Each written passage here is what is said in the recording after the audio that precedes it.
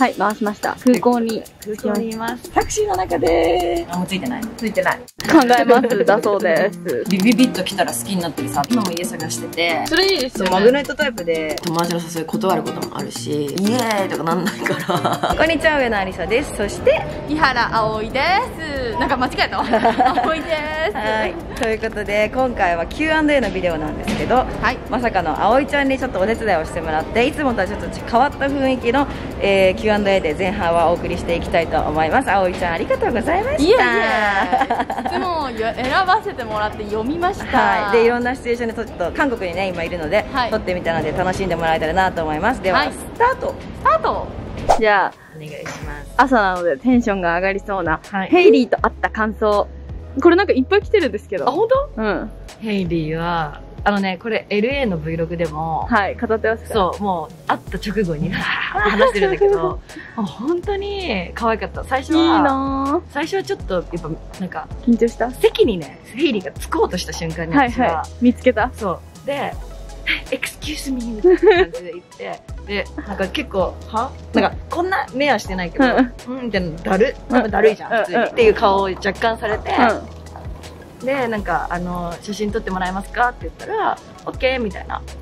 で、そこまで、で、オッケーって言った後に、エルサが近くに、エルサと話し始めて、その時点でさ、結構さ、塩対応っちゃ塩対応じゃん。けど私とジュリアちゃんでこうやって、ジュリアちゃん全然興味ないんだけど、一緒に来てって言って来てもらって、ずっと待ってて、で、話が終わった後に、なんかこう言ったら、なんか、撮ろうみたいな感じで言ってて、撮った後に、リップ大好きでめっちゃ使ってるんだよねっていう風に言ったら、そっから、Thank you! みたいな。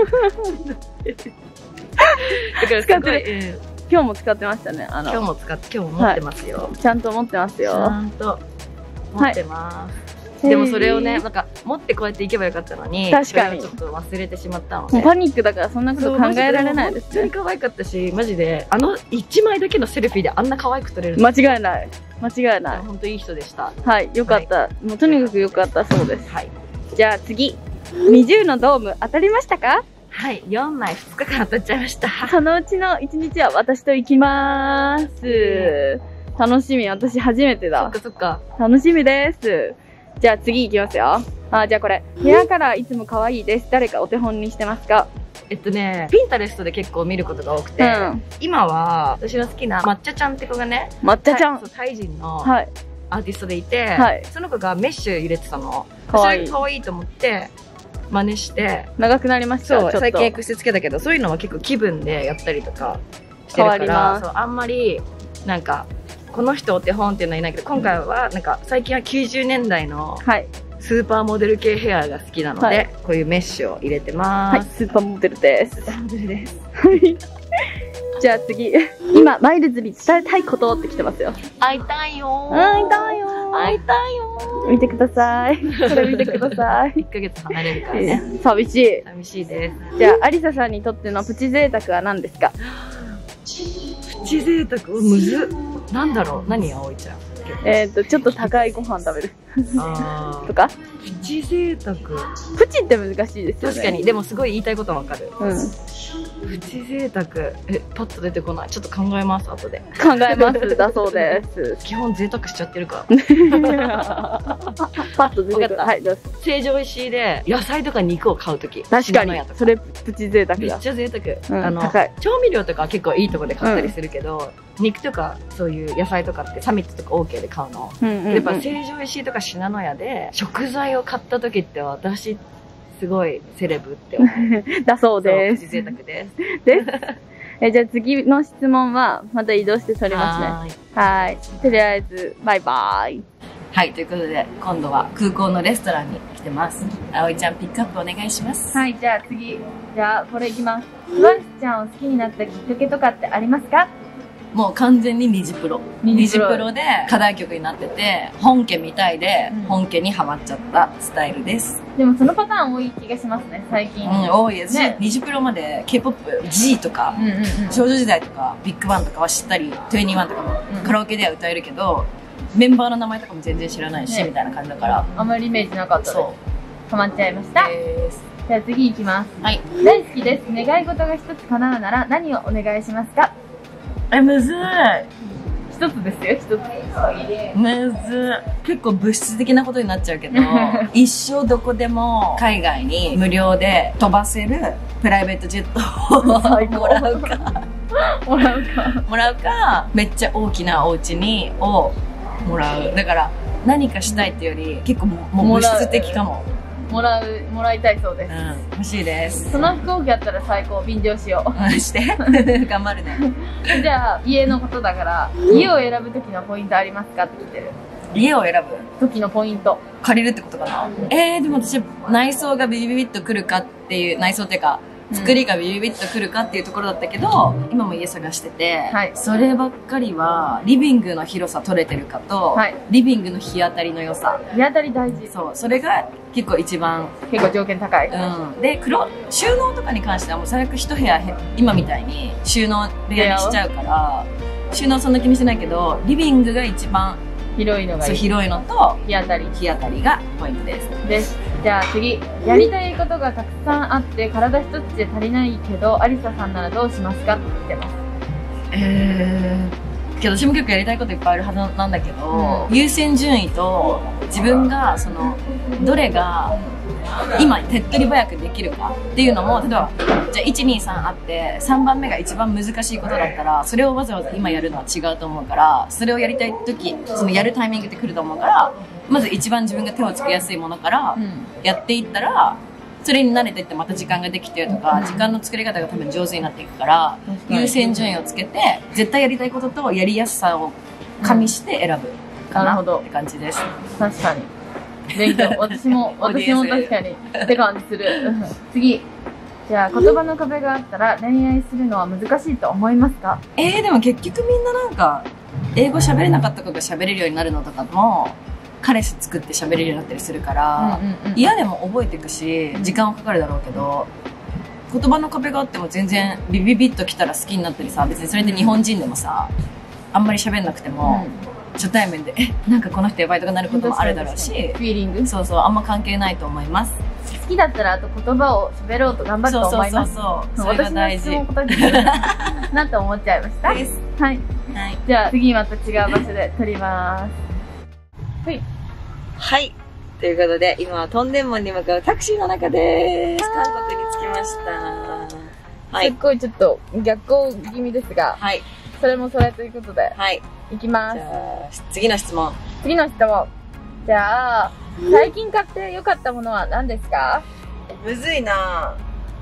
最近はアメリカにいたんだけど、はい、高すぎて何も買わなかったのね。高い。朝ごはん4、5,000円。いや、ほんと高かったの。だけどね、最近買ったものは、このブリジャールのチェーンに、ダイヤがついてる。かわいい、それ。そう、ブレスレットすごい可愛くて、これお気に入り。あとなんだろう。最近買ってよかったものがね、このね、ケースティファイの、このカードケース。それいいですよね。マグネットタイプで、なんか取れやすいかなってカードとか入れてるから怖かったんだけど、すっごいちゃんとそうくっついて、で、今これ韓国にいるからクレジットカード入れてるんだけど、普段私家の鍵と車の鍵がカードなので、それをここに入れてて、で、家もピッてこうやってやったら入れるから。便利。そう、めっちゃこれおすすめ。これ最近買ってよかった。はい。じゃあ次。はい。じゃあこれ、今海外にいるから良さそう。海外に行くときは保険に加入しますか？しません。はい、で、クレジットカードで、これ保険に加入されてるので勝手に。なので基本的に保険には加入せず、クレジットカードの保険で賄っています。はい。なるほど。はい。じゃあ次。ポジティブになる方法。ポジティブになる方法、結構多分、性格もあると思うけど、まあ私この Q&A で何回も言ってるのが、みんなやっぱり悩んじゃうのはしょうがないと思うし、それだけ真剣に受け止めてるっていうことだと思うけど、死にやしないって思って生きてるの、私は何するにも。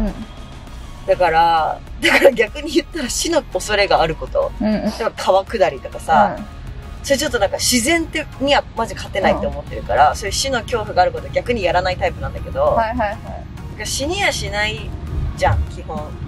だからそう思うと、なんかいろんなことに行動できたり私はするから、まあ、それがポジティブにつながるかっていうと結局悩んでてもしょうがないし時間がもったいないから、だったらなんか自分がワクワクするようなことに時間を使った方が絶対いいし、っていうまあ普通に単純な考え方だけど、実際それを頭で理解してもそれを行動に移すのってすごい難しいと思うから、だから性格っていうのはすごくあると思うけど、考えすぎないようにしようって多分考えてる時ってなかなか思えないから、こうなっちゃうと思うから、そういう時にちょっと一歩下がって、あ、全然なんかこんなの別に死にはしないしっていうような考え方にできるとちょっとは楽になって、まあ、そういうのをどんどん重ねてきたらちょっとポジティブになれるんじゃないかなと思います。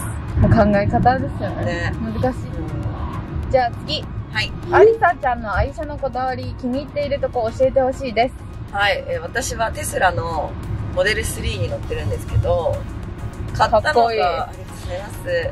買ったのが2020年の12月に自分のお誕生日プレゼントに買って、で、もともと多分ビデオ見てくれてる子は知ってるけど、モデル X っていう車種が良くて、でその時はまだ全然生産が間に合ってて、買えたんだけど、私の家が一軒家で、その戸建てに、駐車場に入らなかったのね。なのでモデル3にしてセダンを乗ってるんだけど、かっこいいですよ、あれ。すごいね、いいの。やっぱセダンだと、小回りが効くし、立体駐車場入るし、やっぱ都内ってめちゃくちゃ駐車場がそう高いし少ないから、それがめちゃくちゃいいっていうのがおすすめなのと、あとエンジンブレーキがめちゃめちゃきつくて、アクセル離すだけでブレーキがかかるから、私みたいに運転があんまり得意じゃない人は安全、安心だからそれもいいのと、あとはやっぱり電気だから今ガスめちゃくちゃ高いので、それですごいお得に助かってる部分はあるので、逆にテスラ以外乗れないぐらい結構そのエンジンブレーキが癖が強いから、次も絶対テスラかそのくらいエンジンブレーキが強い電気自動車とかにしようかなって思ってます。てかもう2年経つんだ。やばいね。早いね。私乗りたてから乗せてもらってるから、すごっ。じゃあここでの最後の質問にします。はい。一人で海外旅行に行くとしたらおすすめはどこですか？一人だったら韓国、グアム、タイ、バンコク。あ、タイ行ってみたい。全部やっぱね、人がいい。まあ、グアムはちょっと運転できないとダメとかあるかもしれないけど、韓国もタイも電車で移動できるので、近いっていうのが、やっぱ遠いと一人旅って結構億劫になっちゃうんだけど、寂しくなっちゃう。だけど、その2つは近いし電車もあるし、人が優しいからおすすめです。出張とか目的があってじゃない限り、一人旅ってしたことないんだけど。私絶対できない。できない。そんな感じです。はい。じゃあまた次の場所に。はい、ということでですね、本当は別のシーンでも撮ろうと思ったんだけど、今回はちょっと変わった形で葵ちゃんに質問をしてもらって、いろんな場所で撮るみたいなのをやってみたんだけど、もうちょっと尺がいつもの感じだとね、あるので、ホテルで、ちょっと寝る前なんだけど、お悩み相談系を答えられてないので、答えていきたいなと思います。リビングの時計はどちらのものか知りたいです。リビングの時計は IKEA だと思う。多分。はい。そう、フリマいつやりますかって来てるんだけど、12月4日を予定しています。でも、ちょっとまだ確定じゃなくて、まあ、ほぼ確なんだけど、一応確定したらインスタにてお知らせして、ストーリーのハイライトに入れておくので、チェックしてみてください。ぜひ来てください。東京でね、やるんだけど、今回は。そして、すごいウケる。2日に1回シャンプーする理由って何ですか？これは2日に1回シャンプーをする理由なのか、毎日シャンプーをしない理由なのかっていうと多分後者だよね。ただ単にだるい。1つ目。あと、今はまあ結構落ち着いてるけど、まあ今日は毎日、旅行中とか汗かいたら毎日洗うけど、髪が調子いい。2日に1回の方が傷まないので。なので、で、乾燥しちゃうし、乾燥毛なので、猫っきの人とかは毎日洗ってもいいだろうけど、私みたいな乾燥毛は2日に1回ぐらいとかがちょうどいいです。冬とかは全然3日に1回のこともあります。はい。3年前から見てます。大好きです。ありがとうございます。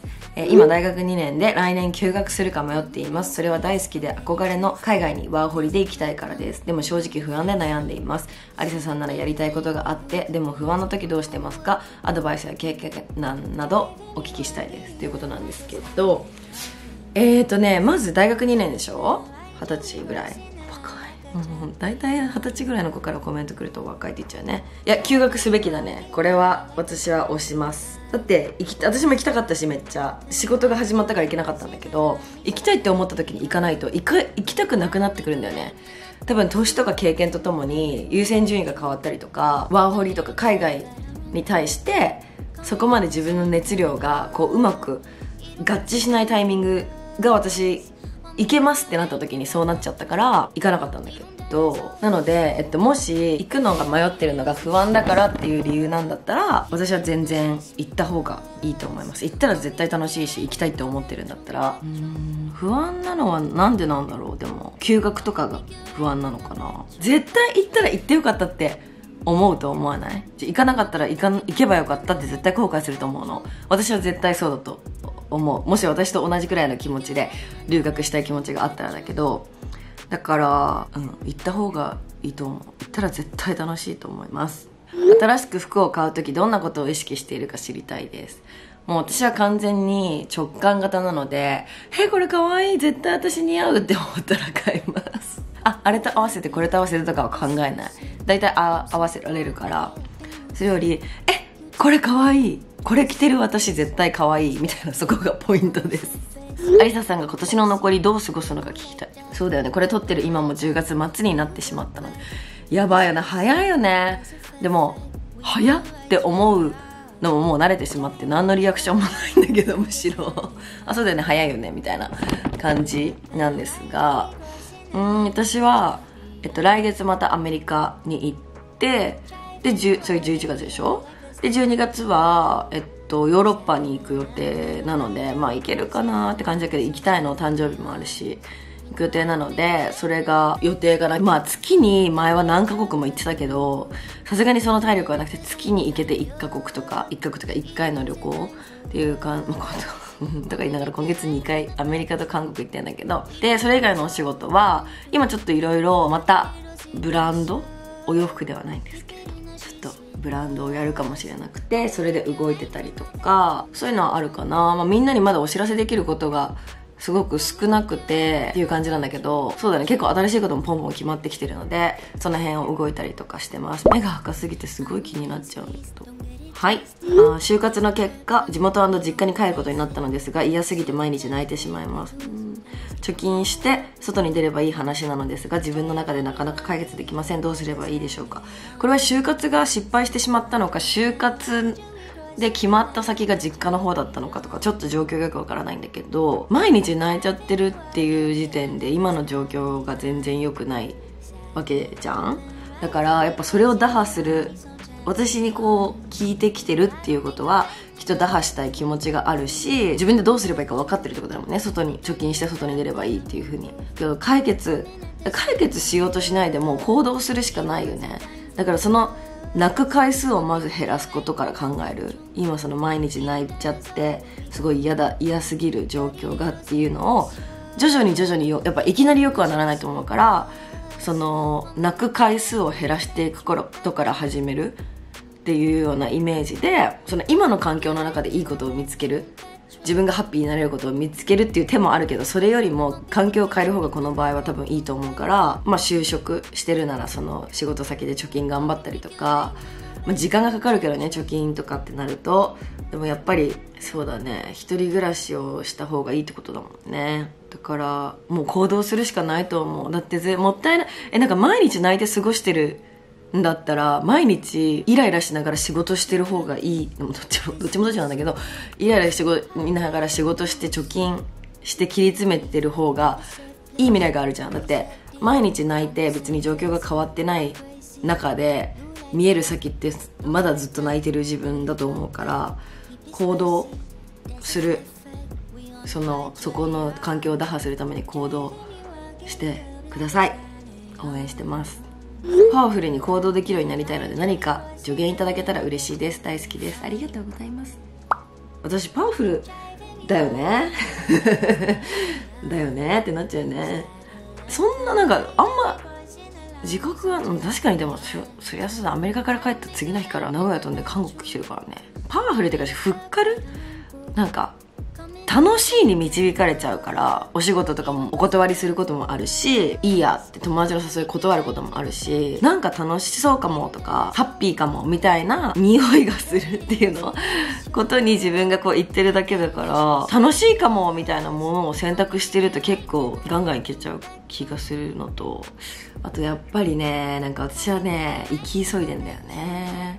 やっぱ子供が欲しいから、子供ができたらもうできないみたいに今ラストパート入ってる。まあそんなすぐ簡単に子供ができるかもわからないし、あれだけど、もう全然私子供欲しいモード入っちゃってるから、いつできても今回が最後かもって思って旅行に行ったりとか、私旅行の話ばっかりしてますけど、みたいな感じかな。じゃああと3問ぐらい。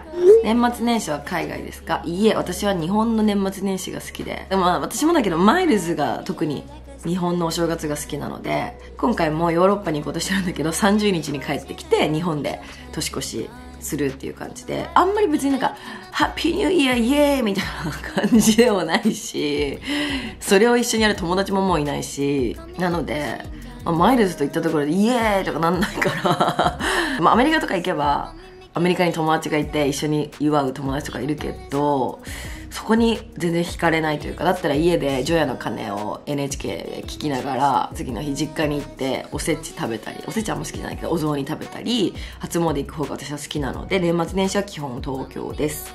よくカフェラテを飲んでるのに歯が真っ白な理由が知りたいです。ホームホワイトニングしてますか？ということなんですけど、私はですね、フェイスデンタルサロンアニバーサリーデンタル、銀座と神宮前にある同じ柴山先生という先生なんだけど、その先生のところで矯正とホワイトニングはしてもらってて、ホワイトニングはね、年に2、3回しか行ってなくて、ホームホワイトニングも持ってるんだけど、年に0回。マジ0回。1回しないな、もう1、2年してないな。あと、歯磨きはオーガニックのホワイトニングみたいな、なんか、基本ホワイトニングとか書いてあるような歯磨き粉を、私はデイビッツっていうところを使ってるんだけど、それを使ってて、あんまりね、黄色くなったなとか思うと、とかマイルズになんか歯黄色くないとか言われると、柴山先生のところ予約したりとかしてるけど、そんな歯黄色くなんないね。昔、その最初は、20歳ぐらいの時かな、ホームホワイトニングやってた時は本当ちゃんと、毎日のようにやってて、でめっちゃ白くなってからは本当に全然やらなくて大丈夫だった。だから一回白くなっちゃえば多分ちょっと戻ってまたホワイトニングしてみたいな、こういう感じなので、一回根気強くホームホワイトニングとかやるといいかもしれません。じゃあ最後です。次、肌の医療治療はされてますか？ということなんですけど、お肌に関して、そう、なんかすごいちゃんと化粧が落ちていませんでしたね。お肌に関してはですね韓国でスキンケアサロンに行ったけど、基本あんまりやってない。シミがすごいね、またシミ出てきちゃったからピコレーザーやりたいけど、ピコレーザーYouTube でも紹介したんだけど、やったことあるのと、たまに、ほんとたまにというか2回しか行ったことないんだけど、銀座のボンボンクリニックでお肌のブラックダイヤモンドっていうすごい毛穴がキュッてなるやつやったりとか、アメリカでもソニアダカール行ったりとか、だから本当にたまたま今月2回行ってるけど、年に 1,2 回しかそういう治療系っていうか、レーザーとかお肌のやつとかやんなくて、あやのサロンとかは行ったりするけど、クリニック系は本当に 1,2 回で、なんかちょっとスイッチ入っちゃった。今月そのソニアダカールと韓国のピューリーブってところに行って、そこもすっごい良かったんだけど、に行ってちょっとスイッチ入っちゃって、日本帰ってからまた予約しようかなって思ってるんだけど、なんか基本お肌の水分入れてくれたりとか、毛穴キュッてしてくれたりとかの機械こう当てる系、浸透系を日本帰ったらやろうかなっていうふうに思ってます。はい、ということで、今回はちょっと変わり種な感じです。前半は、葵ちゃんにも協力してもらって、葵ちゃんありがとうということで、葵ちゃんが質問を選んでくれて、いろんなシチュエーションでちょっと撮ってみたりとかしたんですけど、で、後半はね、いつも通りこういう感じで、みんなの質問に一人で答えてみました。はい、ということで、いつも質問ありがとうございます。ピックされてない方本当に申し訳ないんですけど、1ヶ月マジ早いよね。マジで早いので、ぜひぜひ懲りずに来月お送りいただけたらと思います。では最後まで見ていただいてありがとうございました。よかったらチャンネル登録、いいね、ぜひコメントもお待ちしてます。じゃあまた次回のビデオでお会いしましょう。バイバーイ。